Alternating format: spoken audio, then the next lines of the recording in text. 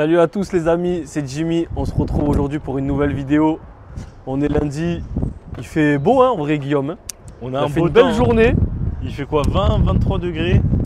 Soleil pas plein. mal. Il y a un petit peu de vent, j'espère qu'on n'entendra pas trop dans la vidéo.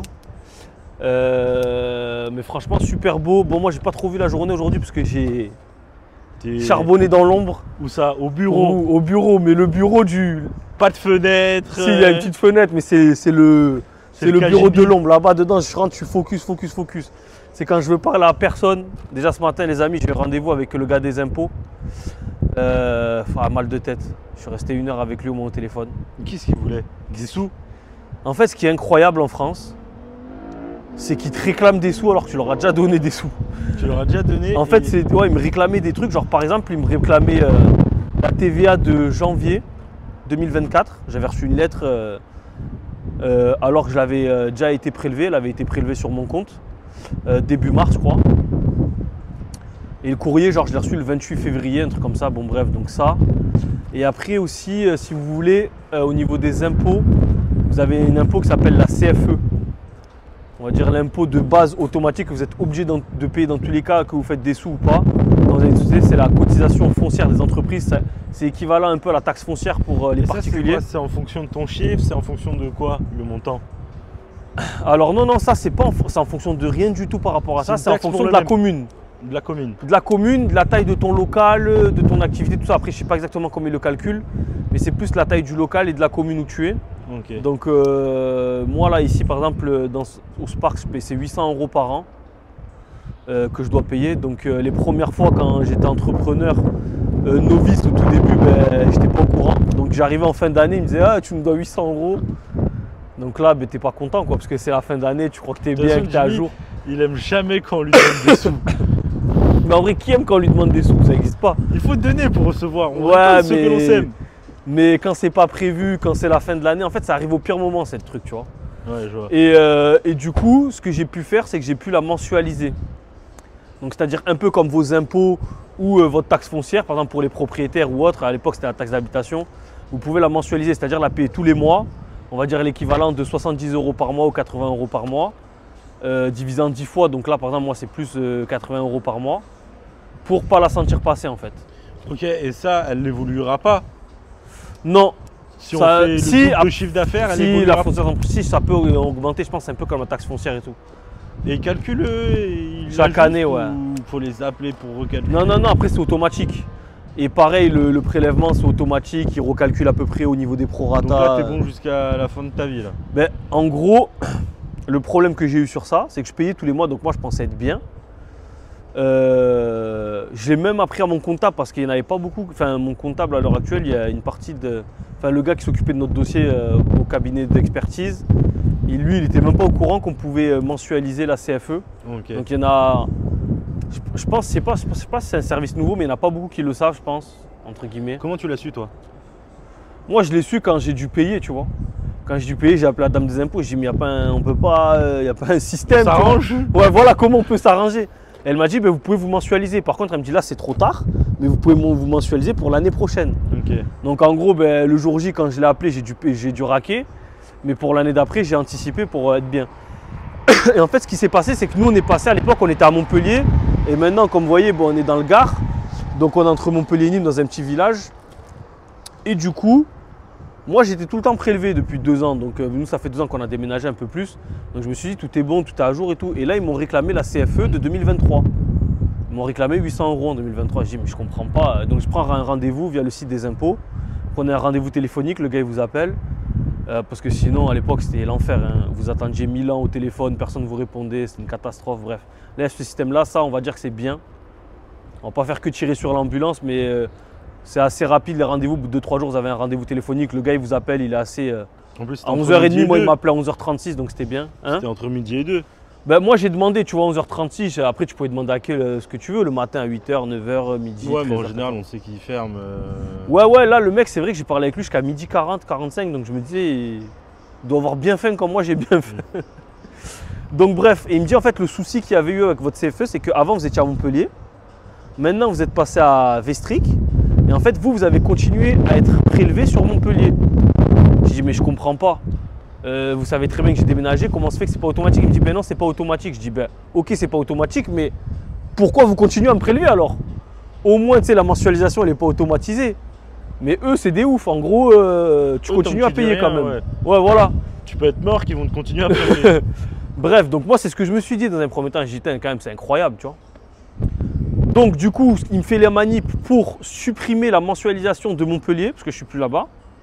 Et t'en remettre une nouvelle ici. Et tu dois recréer une mensualisation pour ici. Donc là, mais bon, on a fait que ça. Tu as payé pour Montpellier. Eh ben, c'est ça que je t'ai demandé en fait dans le relevé. Parce qu'il me dit, normalement, ça, c'est pas nous qui gérons, mais normalement, si vous avez payé, que vous n'aurez pas dû payer, vous êtes remboursé automatiquement. Okay. Regardez sur les mois de votre relevé de novembre-décembre. Nous, on a regardé octobre, novembre, décembre, on n'a rien vu. Je t'ai dit, ben, regarde janvier quand même et tout. Et c'est là où tu m'as envoyé, je crois, le 13 janvier, un truc comme ça, on avait été remboursé de 630. Donc, une partie. Une partie, voilà. Et du coup, bon, ben, ça, on avait bien été remboursé. Et moi, ce que j'ai fait, vu que là, je ne pouvais pas me mensualiser pour 2023 parce que c'était trop tard, j'ai payé, j'ai envoyé le prélèvement. Donc là, ils vont me prélever des 787 euros, des 800 euros, quoi. Donc je vais payer ça. Et pour l'année 2024, du coup, j'ai mis en place le prélèvement. Et t'as fait payer ou pas? Parce qu'on avait du coup, on a des retards. Je sais pas, des 43 euros. Ouais, de majoration. Et non, ça justement, il m'a pas fait payer. En fait, tu peux changer via ton espace impôt.gouv le montant que tu dois payer. Et après, tu écris, il m'a fait activer ma messagerie aussi parce que je ne l'avais pas activé. Il m'a fait activer ma messagerie et après, j'ai écrit en mode. Il y a eu un problème avec ma CFE, je pensais l'avoir payé, je ne l'avais pas payé, l'automatisation c'était pas bien faite, bref. Et du coup, normalement, je vais être exonéré, voilà, c'est 40 balles. Donc voilà, mais les amis, faites très attention, ayez bien vos comptes impôts.gouv, donc c'est le même compte que sur les particuliers pour payer votre taxe foncière par exemple, taxe d'habitation, vos impôts, sauf que là vous avez espace professionnel. Vous créez un compte et de là, vous pouvez gérer pas mal de trucs via ça, voir pour la TVA, la payer. Bon, après, il y a votre comptable qui s'en occupe. Leur devez des sous. Voilà, c'est ça. C'est bien d'avoir un peu la main dessus pour même pour pouvoir leur poser des questions, envoyer des mails, tout ça, s'il y a des papiers que vous ne recevez pas. Parce qu'on se souvient à l'époque du RSI, pour les indépendants, il y avait eu plein de problèmes où les mecs, ils avaient toujours tout payé. Et au bout de 3-4 ans, ils leur disaient, ouais, vous nous devez 100 000 euros, 70 000, 50 000. Les gens, ils devenaient fous. Il y a même déjà eu des suicides et tout à cause de ça. Donc aujourd'hui, ça va beaucoup mieux, mais c'est pas encore parfait, on va dire. C'est perfectible. Du coup, voilà les amis. Restez pour la fin de la vidéo parce que comme vous avez vu dans la miniature, je vais vous faire un beau cadeau. Un cadeau très important, on va en parler dans cette vidéo. Première chose, rien de nouveau trop sous le soleil. Hein. Les voitures, dans le parc, pas grand chose depuis jeudi, c'est assez calme. Ça, on a eu la visite du gars de la 308. Du coup, souvenez-vous, on l'avait vendu à distance, on avait pris un compte à distance 300 euros. Du coup, dis-nous un peu plus, Guillaume. Donc la 308. Donc moi, alors les ventes à distance, il y a plusieurs choses que je conseille. Déjà, envoyer des photos, plein de vidéos parce que le client, il va avoir son idéal et quand il va venir, il va être déçu. Et ça peut beaucoup influencer sur sa décision. Donc envoyer plein de photos. Il faut être transparent, quoi. Transparent, les détails, parce qu'il va tout regarder. Le mec, il fait 1 heure, 2 heures, 3 heures, 4 heures, il va tout regarder. Ouais. Donc ouais, bien envoyer des photos, lui parler. Une vidéo complète, moi je dis toujours, surtout quand les gens ils viennent de loin, ça évite que nous on perd du temps, qu'eux ils perdent du temps aussi à venir. Ouais, donc moi je dis toujours à mes commerciaux, envoyez des vidéos complètes de tous les défauts. Comme ça, le gars il sait à quoi il s'attend quand il vient, quoi. Ça prend 2 minutes et ça peut sauver. Donc il est venu. Qu'est-ce qu'il a dit? Il était satisfait du produit ou pas de base? Extérieur, ouais, il n'y a pas eu de surprise. On avait déjà fait le bilan. Après, ça a été plutôt niveau mécanique. Donc on n'a pas d'infos sur la distrie, on va la refaire. Mais lui, c'était la pédale d'embrayage qui restait bloquée. Et en fait, ça le dérangeait. C'était un peu un tue-l'amour, si on peut le dire. Ouais, genre en gros, ça lui faisait peur, quoi. Ouais, c'est ça. L'embrayage, quoi, il était quoi? Un peu dur, La pédale était dure et elle remontait mal. Et ça, toi, tu l'avais pas capté à Moi, l'essai? j'ai pas fait attention. Ouais.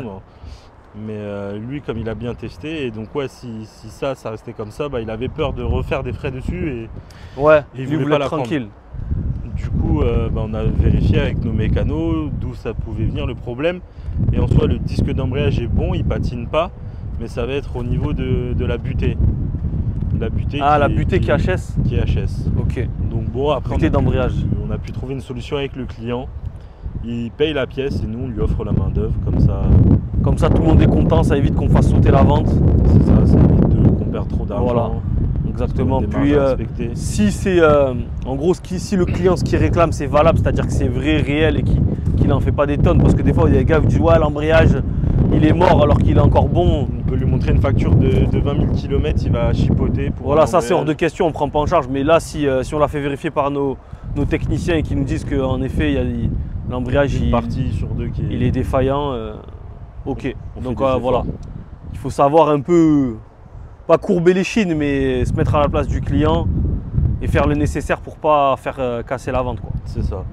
Donc ok, on n'avait pas parlé d'infos si on avait vendu ce beeper. Donc lui c'était un bon produit qui était rentré pas très cher, il n'était pas beau du tout en nettoyage avant. Ouais, on l'a fait bien nettoyer, venez on va le montrer un peu, parce qu'il est ouvert. Bon là on va finir de le prépa, mais en soi il est bien revenu, il était vraiment pourri de chez pourri.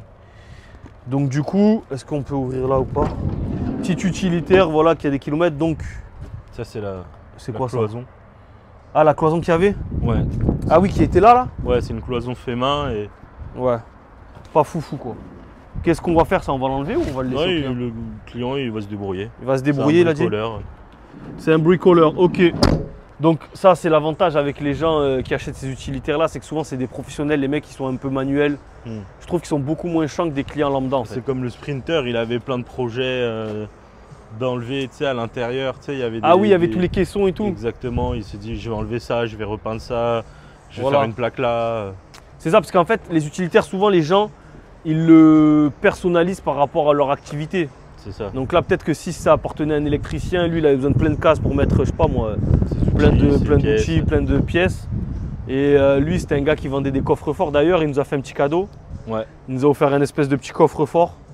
Donc c'est sympathique à lui, donc on pourra peut-être mettre les clés des voitures ou autre. Donc voilà, on a des clients qui sont très très sympathiques, ça arrive et lui franchement ça a fait plaisir ce petit cadeau. En gros il y avait juste une petite espèce de petite ampoule à changer là. Un réflecteur. Un réflecteur, ouais voilà. Réflecteur. Et il nous a dit changez-le moi, je vous offre un coffre, donc on lui a fait avec plaisir. Et du coup voilà, donc ce beeper ça c'est quoi? Ça a 200 000 à peu près? C'est ça.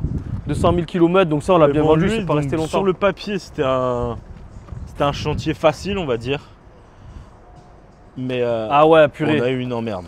Bon, première emmerde, mais c'est pas des moindres. On a dû changer ce capot là. Commander le capot, il est là. Parce qu'en fait, le capot, vous voyez qu'il a du jeu, il a du jour. C'est les charnières. En fait, c'est les charnières, ouais, sont cassées. Donc du coup, là, nouveau capot, donc ça a coûté quoi? 50 plus 40 de livraison, 90 € quoi. 90 € et j'ai dû racheter des charnières aussi. Ah ouais? 40 €. Ok, ouais, donc c'est un billet de 130 € quand même. C'est ça. Ok, et deuxième chose, c'est que lui, en fait, en changeant les bougies, il y a une bougie qui a pété. Donc ça peut arriver, sauf que quand vous avez une bougie qui pète, c'est très très chiant parce que si vous n'arrivez pas à l'enlever, elle peut tomber dans le moteur. Et là, elle n'est pas encore tombée dans les cylindres, mais elle est coincée. Et on n'arrive pas à l'enlever. On a essayé de, je sais pas, ils ont fait des tests là pour la faire expulser et tout. Ouais, rien n'y fait. Rien n'y fait. Après, on m'a parlé d'un outil magique. Ouais, il faut qu'on voit. Mais sinon, démonter tout simplement. D'ailleurs, si vous avez des solutions peut-être dans les commentaires, c'est un outil qui est magique ou autre pour enlever ce genre de truc. Mais du coup, là, il y a une chance sur deux qu'elle tombe dans le moteur et qu'on doit tout ouvrir pour changer. Ça va tout niquer, ça va tout rayer à l'intérieur. Non, mais si on l'ouvre. Oui, là, on va l'ouvrir et on va le déculasser. Et... Voilà, c'est ça. Il ne faut pas démarrer une fois que... Pour refaire un jaune culasse, refaire tout. Mais bon, ça fait perdre du temps, quoi. Et ça. Qui dit du temps, dit de l'argent. Pour des bougies, alors que des bougies... Pour des bougies, alors qu'une bougie, c'est bidon à changer. Mais c'est vrai qu'il y a certaines bougies qui cassent et quand ça casse, c'est vraiment très chiant. Il y a beaucoup de garages, je sais, qui font des décharges de... Responsabilité au niveau des bougies. C'est ça. C'est vrai que nous, on n'est pas content quand on doit changer des bougies. Quand on peut éviter de le faire, on le fait au maximum. Parce que des fois, souvent... En fait, c'est pas rentable. Enfin, c'est pas rentable. C'est un petit truc que tu factures 1 heure. Mais le problème que tu peux récupérer derrière, c'est 10 heures. C'est très peu rentable pour beaucoup de risques, quoi. Ouais, c'est ça. Donc, pas ouf sur le papier. Viens, on va parler quoi? On peut parler de l'Astra là-bas aussi qu'on a rentré, on n'en avait pas parlé. Ouais, il y a l'Astra rouge là-bas. Donc ça va être livré quand cette Seat là? Bientôt, non? Seat, ouais, mercredi normalement. On lui a fait un jaune culasse. Donc là, j'ai fait un bon petit coup sur... Ah, ben tiens, la Seat rouge qu'on voulait parler la dernière fois. Donc c'est celle qu'on disait par rapport à la Seat grise. C'est ça. Qui a beaucoup plus de kilomètres, qui a 100 000 de plus, mais qui est nickel en carrosserie. Ouais. Bonjour. Et du coup, elle on l'a vendue en 2.2. Tarif en 2.2. Franchement, elle est très propre. doit Elle juste est pas changer ouverte. le cache là, mais changer les caches devant, parce qu'il en manque un. Viens la filmer un Bon, petit c'est peu, il y a phare. juste des petits défauts à l'arrière, mais pas. Voilà, un peu de la peinture un peu craquée sur le pare-choc.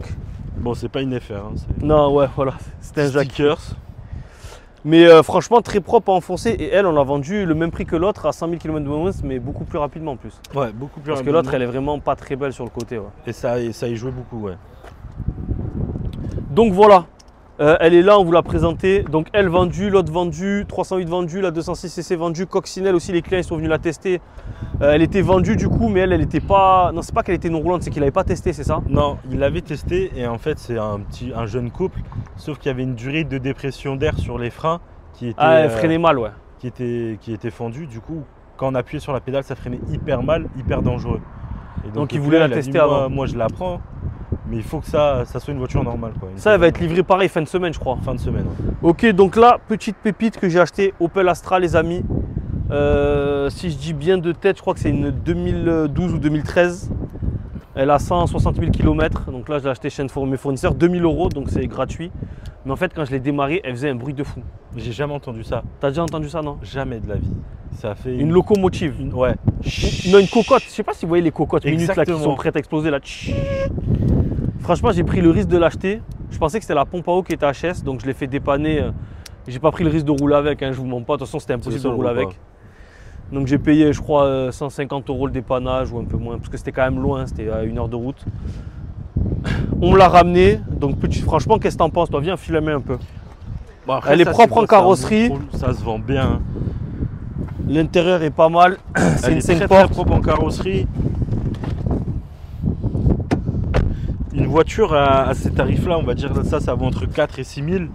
C'est important la carrosserie. Ouais. C'est plus important des fois que le kilométrage. Ouais, Pour parce le- que la preuve de la Seat Ibiza. Hein. Et même sur une Seat Ibiza, même sur un petit prix, les gens ils sont réticents. C'est vrai qu'ils regardent beaucoup la carrosserie. Et elle, franchement, en regard, elle est nickel. Hein. Moi, je trouve qu'elle a une belle couleur. Le rouge lui va bien. Il nous faut un essuie-glace arrière. J'ai Voilà, vu. essuie-glace arrière. Et après, sinon, bon, on va bien la nettoyer, mais on n'a pas pu encore la ramener chez le laveur. En fait, elle roule pas. Donc, en fait, on a fait le diag et du coup, attention. Et du coup, le diag, c'est le FAP, il est bouché, mais bouché à la mort. C'est C'est-à-dire ça, qu'il y a ouais. tellement de pression que l'air il passe plus nulle part. Et Et du en coup, fait, c'est pour ça que ça ressortait. Ouais, ça souffle. Le FAP il se perce et il y a des petits trous d'air et c'est de là qu'il fait le bruit. Ouais, ça fait un bruit de fou. Donc du coup, ben, on va le nettoyer. Et voilà, donc ça, je pense que c'est un petit coup hein, à faire parce que c'est pas un gros prix. Mais voilà. Aussi, les amis, j'ai acheté 2 voitures aux enchères. Les premières voitures aux enchères que j'achète. Ça y est. Ouais, ben, je les ai achetées, donc je t'avais raconté. On les a pas encore cherchées. Donc je vous ferai une vidéo complète sur ça. Est-ce que c'est bien, pas bien, les avantages, les inconvénients. Et du coup voilà. Donc ça va arriver bientôt sur la chaîne. On peut parler aussi de ce Zafira là-bas. Donc lui, c'est une belle merde. Lui, c'est une belle merde. On l'a racheté à un des clients, Non, on l'a repris à un client. une cliente. Ouais, c'est une reprise cliente et il avait aucun problème. Ouais. Et on l'a vendu du coup à un client. Et au moment qu'il la récupère, peut-être allez, 30 secondes après, il veut plus rouler. Il veut plus rouler. Il veut plus rouler. Alors qu'il n'avait pas de soucis. Et en donc, fait, sur nous, ces on le modèles-là, c'est savait les... ouais. Mais il y a un problème de pompe à injection, c'est les 1,9 litre VP VP44, ceux qui connaissent. Et les pompes à injection, C'est la merde. Même sur les premières Clio 2, tout ça, il y avait beaucoup de problèmes. Donc du coup, et en plus, ça vaut cher, c'est long à faire. Il faut les C'est recoder, il faut trouver c'est une ça. pompe, la recoder. Donc nous, on a essayé de le faire nous-mêmes par nos mécanos, notre atelier. Au final, on allait chercher une première à la casse. On l'a montée. Au final, elle n'était pas bonne, elle était défaillante. On a racheté une autre sur Internet. Au final, pareil, 700 ou 600 €. Ça ne marchait pas parce qu'il fallait la réencoder. On l'a ramenée chez un spécialiste, elle marchait bien. On l'a récupérée et au final, là, elle ne remarche pas. Donc ouais, Bref, bon, là, elle est merde. scotchée parce qu'ils ont eu la flemme de remonter le pare-choc. Ouais, Il est le pas prêt. pare-choc qui se remonte. Hein. Mais, C'est juste là, c'est scotché, mais parce qu'on n'a pas eu le temps de le remonter. Mais du coup, un peu chiant quoi. Ouais, tu sais que j'ai peur maintenant, les 1,9 litre D, j'ai plus envie. Ouais, voilà, ouais. Éviter ce genre de. J'ai envie de dire, c'est comme un PureTech. S'il n'y a pas 5 000 € à prendre, on n'y va Ouais. pas.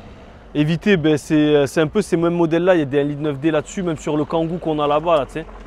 La Modus, Ouais, on voilà. avait eu des problèmes. Ça, c'est à éviter. Parce que ça, ils aiment beaucoup les clients les viewers sur la chaîne quand on dit un peu les trucs à éviter. Ouais. Parce qu'ils en apprennent beaucoup. Donc... Après, il y a des trucs à éviter qui vont coûter cher, mais lui, c'est de le réparer qui est compliqué. Ouais, ça, pas tout le monde le fait en fait. Même si tu as du budget pour le réparer, ça va être compliqué. C'est pas si simple, ouais. C'est pas comme des injecteurs. Par exemple, on sait que la litre 6 TDI, il y a des problèmes d'injecteur. Mais bon, un injecteur, ça vaut cher, mais en soi, ça se change. Tu le changes et c'est basta. Voilà. Alors que ça, c'est vrai que c'est beaucoup plus complexe. Bah, comme là, on a une colonne de direction là. Ah, on va la montrer, c'est vrai qu'on n'en a pas parlé. Allez, on va montrer ça rapide. Donc, on va en parler vite fait. Colonne de direction, donc là, c'est la I40, c'est ça? I30. I30. Donc, on l'a vendu. On pensait faire un bon B9. Bon, là, elle est rescotchée parce qu'en fait, si vous voulez, on a enlevé toute la colonne de direction. Viens voir, filme un peu. C'est rare qu'ils vont voir une voiture sans volant. En fait, il y avait du jeu dans la colonne de direction, donc on a dû la démonter. Elle est pour la montrer après au bureau. Mais c'est introuvable, les amis. Si, c'est trouvable. Il a dit combien? 1700 hors taxe?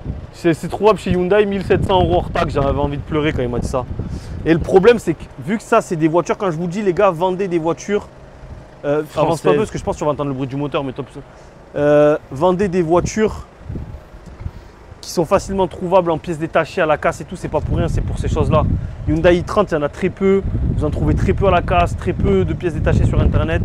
Donc du coup c'est la merde. On a changé une colonne de direction sur une Ford Fiesta. 2012 là c'est la merde. Ouais, c'est galère. Là on va galérer. Ça aurait été une Clio 4 de 2012. À l'appel t'en as dans toutes les cases de France. Et en plus les colonnes de direction, il faut savoir que sur ce modèle là, il faut respecter bien toutes les références. Il y a 4 ou 5 références. Il faut que ce soit exactement la même. Donc il y a des pièces qui sont codage.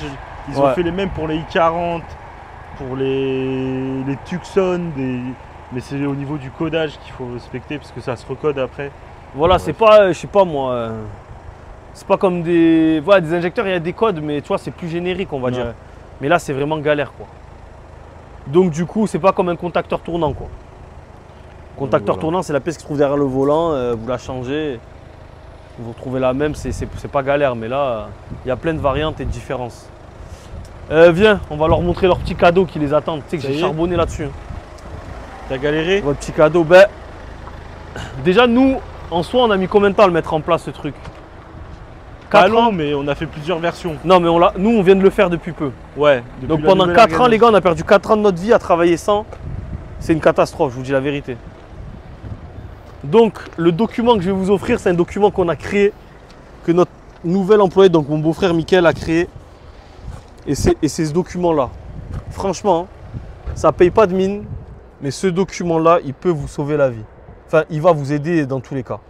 Donc, c'est une fiche de préparation VO. Donc, qu'est-ce que c'est une fiche de préparation VO?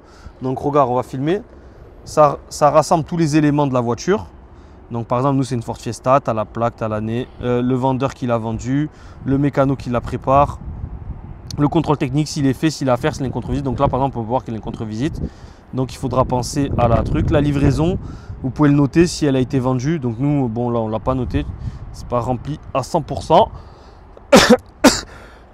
Et là, vous avez les vérifications à faire en bas. Donc, nous, on l'a fait en 2 parties. Vendeur mécano. Si vous n'avez pas de mécano, vous pouvez le faire vous-même suivant les éléments que vous avez. Donc, vous cochez, par exemple, vous faites un V quand c'est OK. Et quand il y a un problème, vous pouvez faire soit une croix, soit comme nous, on fait des ratures. Par exemple, là, la climatisation, on pense quoi? Elle ne marche pas, c'est ça?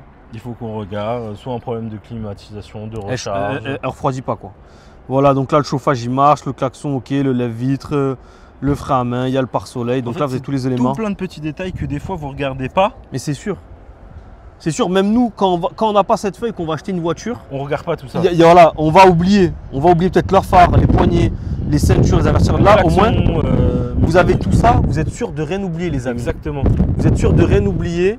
Et en plus de ça, ce document-là, il va vous aider à la négociation lors de l'achat parce que vous allez tout checker et tout ce qui ne marche pas, vous allez aller voir le propriétaire, vous allez dire écoutez, ça vous ne me l'avez pas dit, vous avez ça qui ne marche pas, la centralisation elle ne marche pas, les pneus ils sont usés, les essuie-glaces à l'arrière comme la Astra il manque, c'est des freins en plus, c'est 30-40 €. Donc tous ces détails-là, ça va vous permettre de négocier votre voiture. Donc pour la négo, déjà ça c'est top.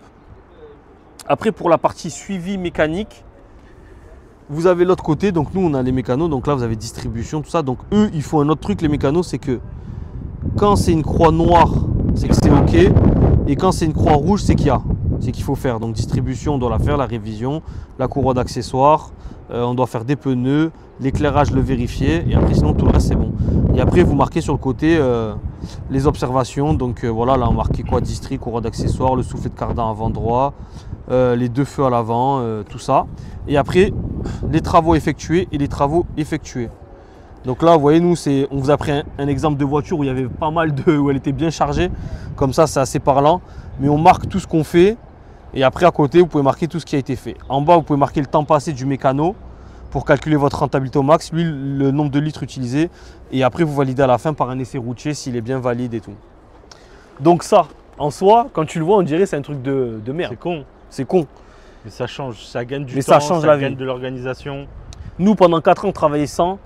Et ça, des fois, on c'est. fait des oublis. Par exemple, là, je vais dire un truc con. Il y a les, voilà, il y a le. Mais par exemple, l'essuie-glace, moi, je ne l'avais pas vu sur la Strat, tu vois. Ouais. Exemple mais concret. Non, mais là, en parlant de la Ford, il y a le rétro central. Ouais. Mais nous, on va tellement être concentrés. On a des gros trucs à faire, des cardans, des distris. On se dit, Beaucoup mais le de frais. rétro central, c'est le dernier de mes soucis. Voilà. Et là, vu que c'est marqué, affaire rétroviseur central, ben, au moins, vous le commandez en avance. Vous n'attendez pas le dernier moment parce qu'après, ben, si vous attendez une fois que la voiture elle est quasiment finie, des fois ça nous arrive nous. On a oublié un truc, putain, le rétroviseur central il manque, il faut le commander sur internet, il n'y en a pas à la casse, il faut attendre 3-4 jours de délai. Ça fait galérer, donc ça, cette feuille les amis, c'est du pain baigné à la boulange. C'est à vous de la tenir aussi. Exactement, mais vous allez le faire, j'ai confiance en vous et même vous allez voir que… Cochez, vous surlignez quand c'est commandé, vous entourez quand c'est reçu. Ça c'est comme un réveil le matin ça pour aller au travail, tu vois, c'est obligatoire. Mais ça me fait penser à quoi? À ta liste que tu me casses les couilles depuis 10 ans, ta liste de vacances. C'est quoi ma liste de vacances? Quand tu pars en vacances, tu te rappelles pas? Ah oui, ça fait 10 ans qu'il a cette liste, il me la ressort chaque année. En gros, dans mes notes sur l'iPhone, j'ai mes listes quand je pars en vacances ou en week-end ou autre. Tout ce que je dois prendre pour être bien et pas oublier. Donc ça, et je note tout. Genre par exemple, j'ai noté le passeport, le permis, des chaussettes, des caleçons, des mouchoirs, dentifrice, gel, des chaussettes, des chaussures, des claquettes. Mon permis, parce qu'une fois, les amis, je suis parti en vacances, j'avais oublié mon permis, j'avais une voiture de loc. Mon ex-compagne de l'époque, elle n'avait pas le permis. J'ai passé des pires vacances, quoi. Je suis arrivé, j'étais fou. J'étais fou rien que parce que j'avais oublié mon permis en physique, je l'avais un truc, ils ne voulaient pas, les loueurs, impossible. Donc depuis ça, je fais une liste et à chaque fois que je pars, je la regarde et les gars, ça coûte rien, c'est magnifique. Et bien ça, c'est pareil. Ça, c'est la liste des voitures. Cette feuille-là, c'est un PDF à la con que peut-être il a dû mettre combien de temps, Mika, à faire 1 heure, 2 heures, 3 heures 1 heure, 2 heures. Après, on a fait plusieurs versions. On a fait plusieurs versions, on a rajouté des choses et tout. Donc là, vous avez quasiment une version finale. Après, vous pouvez faire vos modifs à vous. Exactement, vos modifs à vous, rajouter des choses. Mais cette feuille-là, c'est incroyable. Voilà, ça va vous faire économiser du temps, de l'argent, tout. Et la deuxième feuille, tu l'as fait ou pas? Tu leur donnes ou pas? Calme-toi, on commence step by step.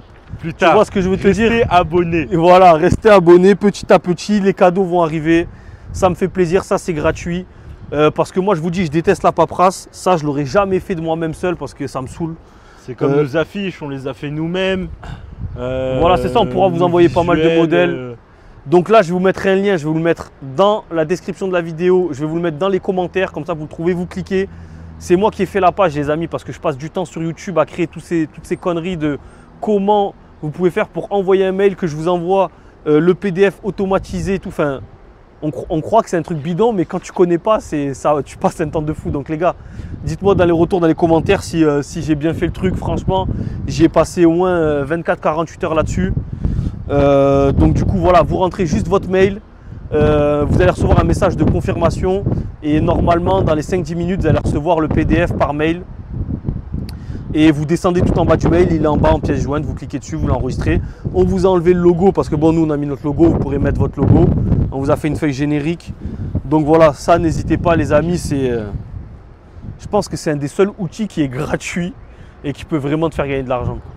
Ouais, c'est vrai, c'est vrai. Parce que du temps, de l'argent, et de toute façon le temps c'est de l'argent. Donc voilà. Donc voilà les amis, même par exemple de l'argent, pourquoi nous plein de fois on a oublié de faire des contre-visites sur des CT. Ouais. On a oublié de faire des contre-visites sur des CT. grâce à ça, maintenant, on sait qu'il y a une contre-visite. On peut noter la date de la contre-visite, le délai maximum. Ça nous évite de repayer un contrôle technique complet. Exactement. Donc voilà les amis, n'hésitez pas à vous abonner, à commenter, à partager la vidéo si possible. Ça fait plaisir, ça donne de la force. Moi, ça me pousse à faire des nouvelles vidéos. N'hésitez pas, les dernières demandes de coaching, envoyez-moi un message sur MP sur Instagram. Je vous fais la première demi-heure gratuite. Au lieu de 60 € de l'heure, on vous le fait à 30 €. Donc voilà, vous pourrez poser toutes vos questions pendant 1 heure. J'en ai refait un ce matin. Big up à toi, je sais Yanis, tu vas regarder la vidéo. Donc voilà, c'est toujours un plaisir d'être en contact avec vous, de répondre à vos questions. Il y a pas mal de belles choses qui arrivent sur la chaîne. Donc demain, de grands projets s'annoncent. Vous allez bientôt savoir ça sur la chaîne. Et ça. un petit, voilà. Je trouve que ça fait un peu suceur de dire abonnez-vous pour la suite, mettez la cloche, tu vois. Mais... oui, après, c'est la réalité, tu vois. Si franchement, je pense qu'on apporte une plus-value de ouf. Donc, c'est tout en votre intérêt de le faire, quoi. Ouais. Après, si vous voulez pas le faire, ne le faites gratuit. pas, ça changerait nous notre vie. Et les gars, on n'attend pas YouTube pour gagner de l'argent et partir en vacances. Donc voilà l'équipe, on se dit à jeudi pour une prochaine vidéo. Ciao.